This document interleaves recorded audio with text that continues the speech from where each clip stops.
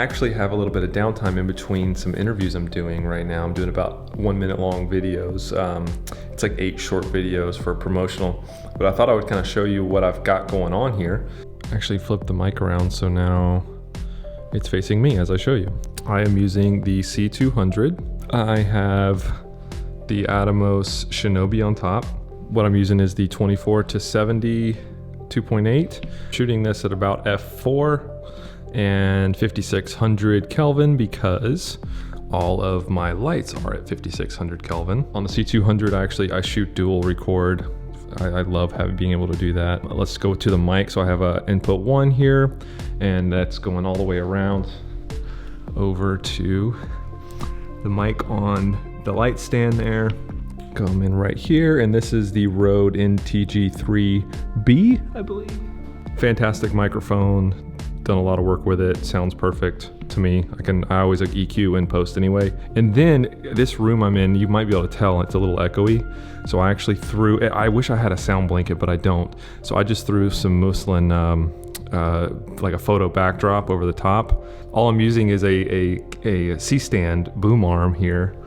And I just put some clamps on it. And then I draped it over the top of my light over here, and it seems to be working pretty well. I'll show you what the final shots are looking like.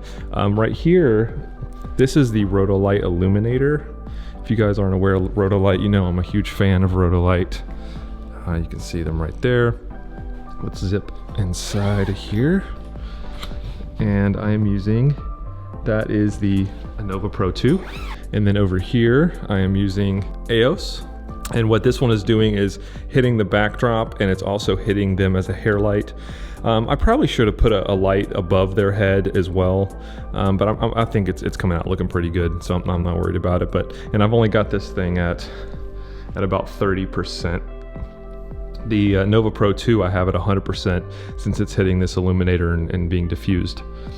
I'm just using a white-black fold-out backdrop. One thing that's interesting about these kind of things, there's the black side, just a simple holder there, very simple. And you can see right here I have a green screen. I'm going to do some green screen testing. I don't have a lot of experience chroma keying, but I'm going to learn. I was spending a lot of time last night. When it comes to these, figuring out what the backdrop is, I always prefer to have real backdrops, like be in a real place instead of it being against a wall or a backdrop or something like that. But where I work at, I do not have that option very much, which is why I'm going to look into using the green screen. I can just chroma key them out and put them in there's websites where you can buy really nice backgrounds where it looks real. You don't want to use like a JPEG. You want to use a background that was shot in a place to make it look like it's in an office or a park or something like that. And as long as you light it correctly, you can make it look real.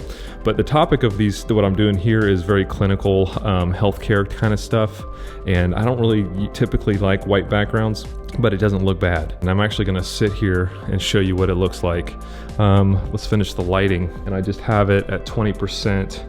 Hitting into this large piece of diffusion that I have. This has been my favorite way to light things lately.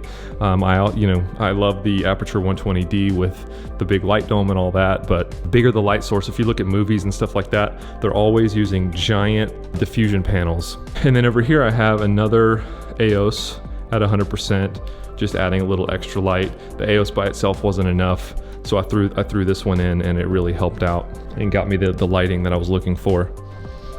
I am using a Sackler tripod, nothing fancy there. And then what I'm doing over here is I'm actually kind of doing some live editing as I shoot.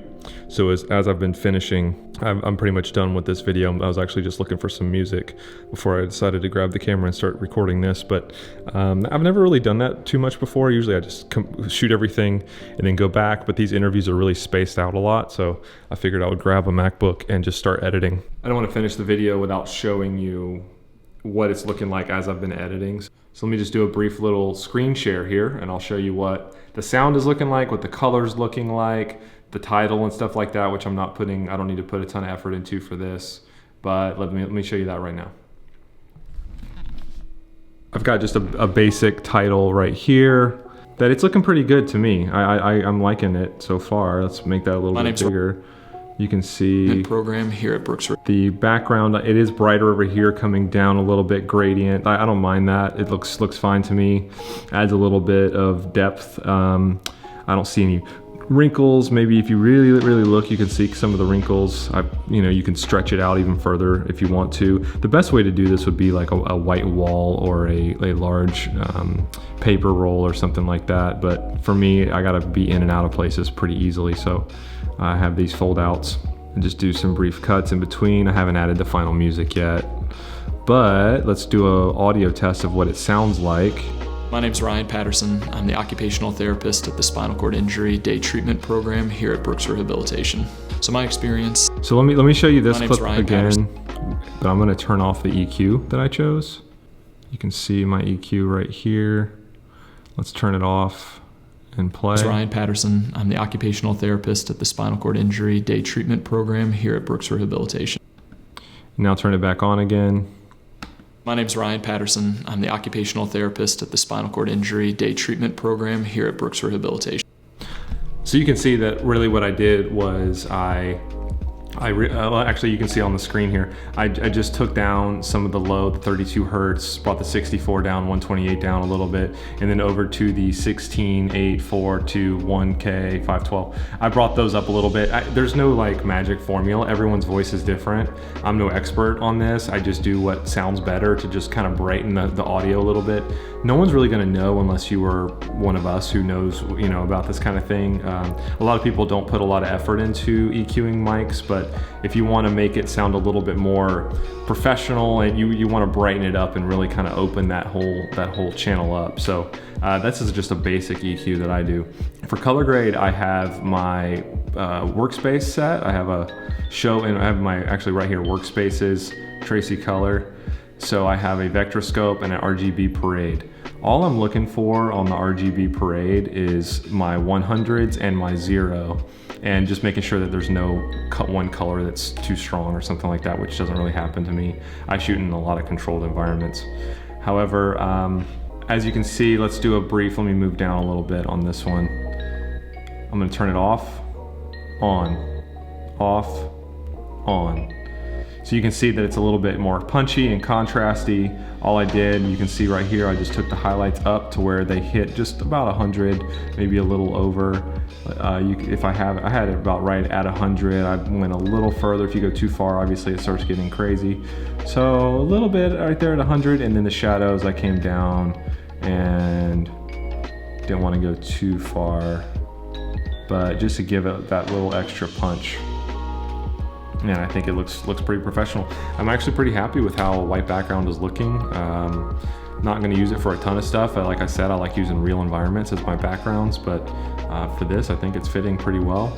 This isn't an edit video. I just wanted to show you what I've been doing, kind of a quick, what I guess they call these dailies on like movies and TV shows as they're editing, like the day that they're shooting, they're also kind of editing to kind of see how things are looking and sounding and making sure the actors are coming across correctly. Yeah, so this is just a brief, quick little edit that I'm doing on these videos. Let me go over there and sit down and show you what it is that it looks like, and you'll be able to hear what that Rode mic sounds like as well.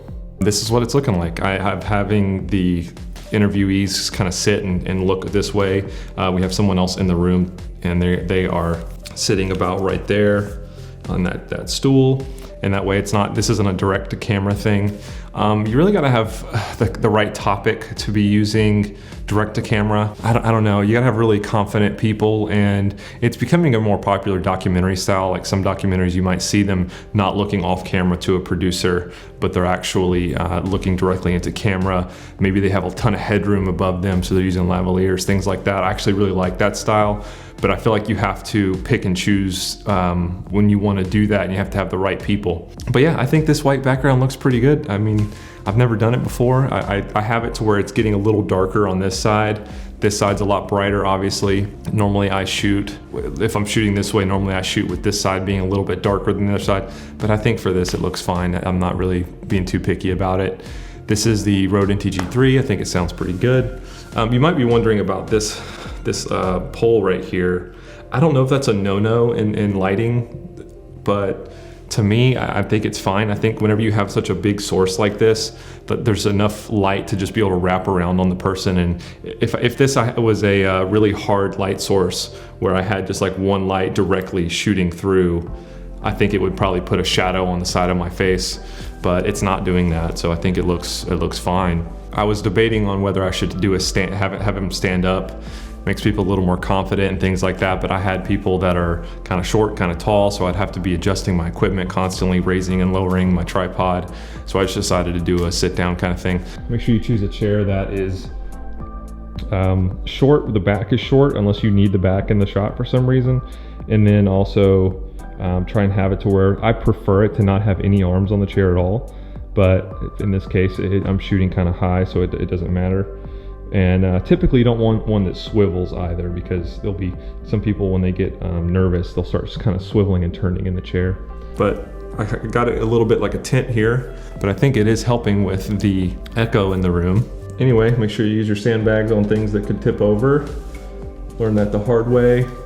Got my forward leg in line with my boom pole here coming through. In case that were to fall, it would not fall directly on the talent. Probably should put a sandbag on that as well, just to be safe, but I actually have one right there. I should have just thrown it on top up there, but it's really not that heavy. Loving light, big light diffusion. Thought I would just put this video together really fast. If you have any questions, let me know. I'd love to hear from more of you working professionals, or some of you that are trying to get into this world and learn how to do these kind of things. Because once you know what you're doing, it's not that hard. I know it's a lot at first, and you see these fancy equipment. This camera is like a $6,000 camera and whatnot, but it's really not that big of a deal once you know what you're doing. And people come in and they think it's like a big production and stuff like that, but to me this is a very small setup. And I hope to be able to do a documentary one day and be able to take all the skills that I've learned throughout this world and really be able to compose a narrative somehow. But again, if you have any questions, leave them down below. I appreciate you watching, and I'll see you in the next video.